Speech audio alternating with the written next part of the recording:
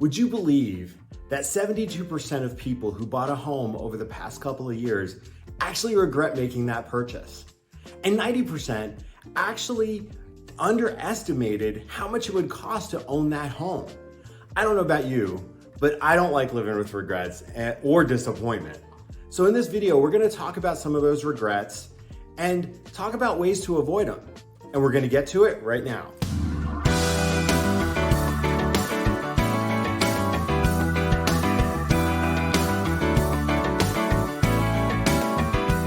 We're gonna get to that list in just a second, but if this is your first time to the channel and you wanna know anything and everything there is to know about living in the greater Seattle area, click that subscribe button and tap that bell for notifications.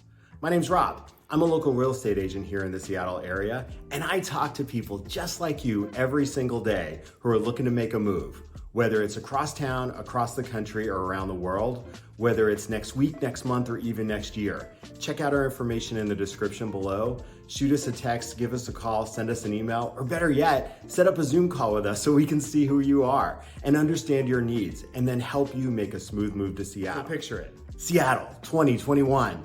First-time homebuyers Mary and Peter are putting an offer in on their dream home. Wait a second. Who am I, Sophia Petrillo? Thank you for being a friend. Travel down the road and back again. Your heart is true. You're a pal and a confidant. Well, the Golden Girls never get old in my book, and I hope you think so too. Anyway, back to our story. So there you have it. Mary and Peter are in an open house, and this house checks off everything on their list. And they decide, hey, this is gonna go quick, so we need to really move quick and put an offer in. So they start talking to the agent who's holding the house open. That agent explains to them, hey, I'm excited that you wanna put in an offer, but a couple of things. First of all, do you have an agent that you're working with currently? Mary and Peter didn't. They were unrepresented at that point. And they said, no, we don't, but can you help us? And that agent said, well, we've got a couple of options here. One, just so you know, I represent the seller and their best interest in this transaction. So I can refer you to a buyer's agent who can then represent you, or if you don't want to do that and you just want me to write the offer, I can do that. But you have to know I represent the seller and I'm just actually composing the offer for you. So anyway, Peter and Mary think about it, mull it over a minute, and they decide, you know what, this person seems really honest and trustworthy, and we're just gonna go with that. Wow, that was stressful, that bidding war, multiple offers, way over asking price, but Peter and Mary got the call they were looking for. Their offer was accepted. Now they've sailed through closing and they've moved in to their dream home. But is it their dream home? Is it the home that they remember that day not too long ago during the open house? It is, but now they're seeing some other things after living there just a little while. The roof needs to be replaced. The HVAC is probably on its last legs. And they're now on 1.5 acres of land that they have to maintain. And try as they might, they can't find a reliable landscaper to come do it on a regular basis. So now they're out there keeping everything looking good, and that's taking away from time with their growing family. So some of this stuff would have come up on inspection had they not waived that, like the roof and the HVAC, among other things. Others are just surprises that they hadn't considered. So now they've got a case of buyer's remorse. So what are they gonna do? Well, Peter and Mary, you're not alone. I looked at a survey online recently, and it surveyed about 1,000 home buyers who purchased within the last couple of years. And it found that they were surprised by several things. So for example, 27% of the respondents were surprised at the expense of home renovations. You know, they imagine themselves walking through an open house and saying, oh, we can put in a new bathroom or we can put in a new kitchen. But then when push comes to shove and they go to do that after they've purchased the home, they are shocked by the actual cost of those items. The other thing that they failed to consider was the utilities. So I'm thinking about a couple I worked with who were moving from a condo into a home, a home, and that was considerably larger than their condo, and they hadn't factored in how much the utilities were gonna go up. And also think about things like home maintenance, roof repair, those things. 25% of the respondents were surprised at how much those actually cost. So again, if you're not doing an inspection on your home before you purchase it or as part of the buying process, then you could be in for a huge price tag. And on average, the average homeowner was spending about $17,500 annually above their mortgage. That is a staggering amount if you've not planned for it, especially if all of your savings went into buying this house. Well, as they say, hindsight is 20/20. And 57% of the respondents to this survey said they would have approached the home buying process differently if they had thoroughly considered the true cost of home ownership.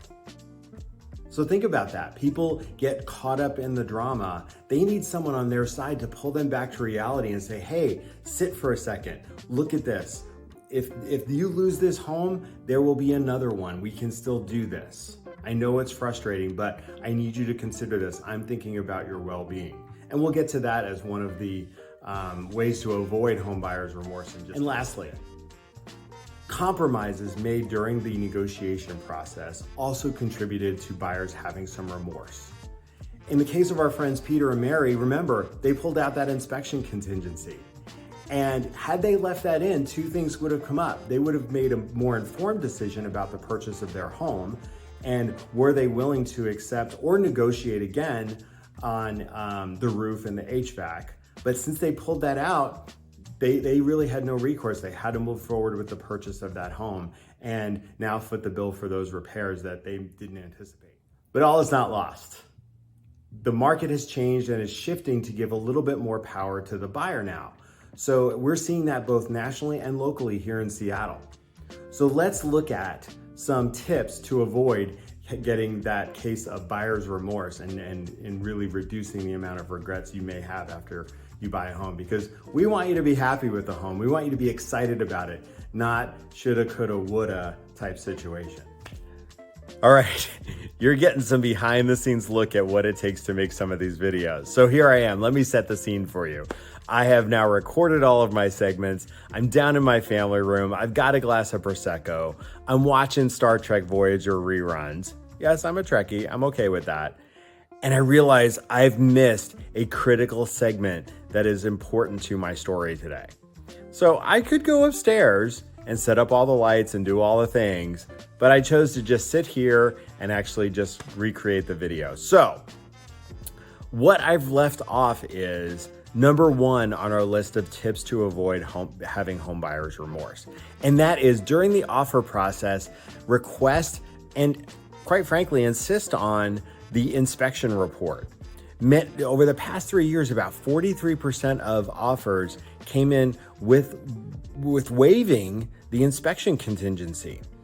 And by doing this, you're just taking the house as is. You don't know what's behind the walls. You don't know all the things that you could then use to negotiate either repairs or concessions or credits or what have you. So now that the market has shifted, again, like I said before, the power now is back in the buyer's hands where they can say, hey, we want an inspection report. And based on what comes back on that report, we're going to negotiate either repairs or credits or what have you. All right, number two on our list of tips to avoid homebuyer remorse is during the negotiation process or the offer process, ask for seller concessions. You know, back in the past couple of years where the market was different, it was definitely a seller's market with multiple offer situations. Nobody was asking for concessions during the offer process. They were basically saying, here's our money, take it. But now we can go back, we're in a different market, we're in a different environment. We can ask for those seller concessions. It could be help with closing costs. It could be, hey, can you repair these items that came up on the inspection report? Or a bunch of other things that we can ask for. So working with your broker to craft that language to work with the seller is vitally important and will help you not regret buying the home that you're interested in. The last one on our list of tips to avoid homebuyer remorse is gonna sound a little self-serving. I'm not gonna lie.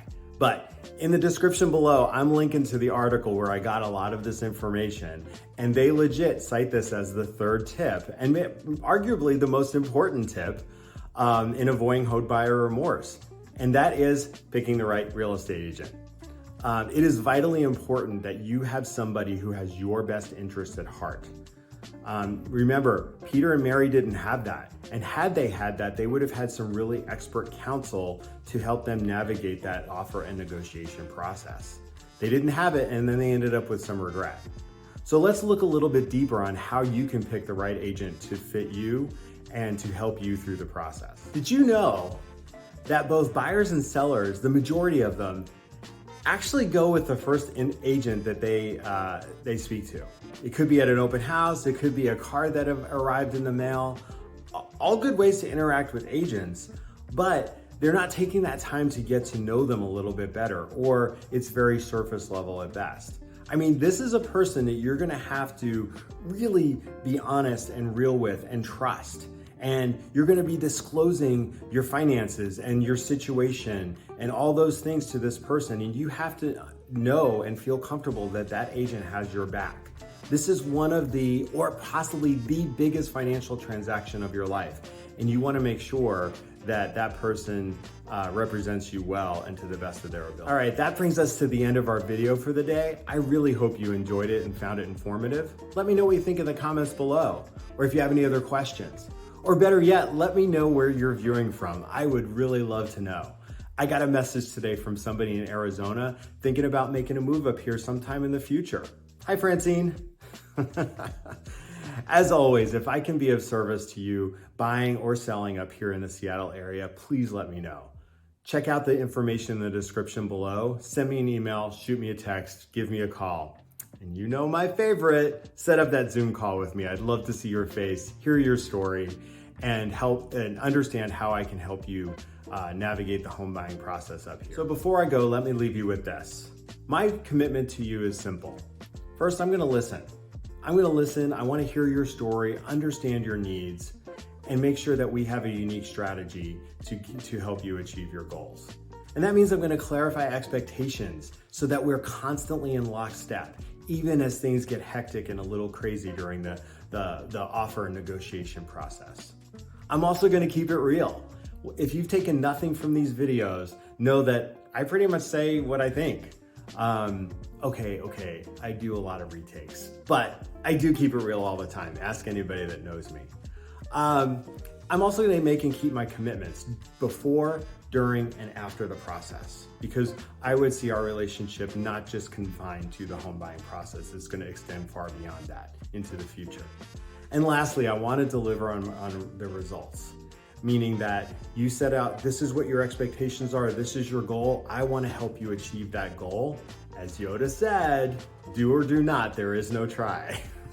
Couldn't resist. Anyway, I hope you're well, stay safe, and until next time, have a good one.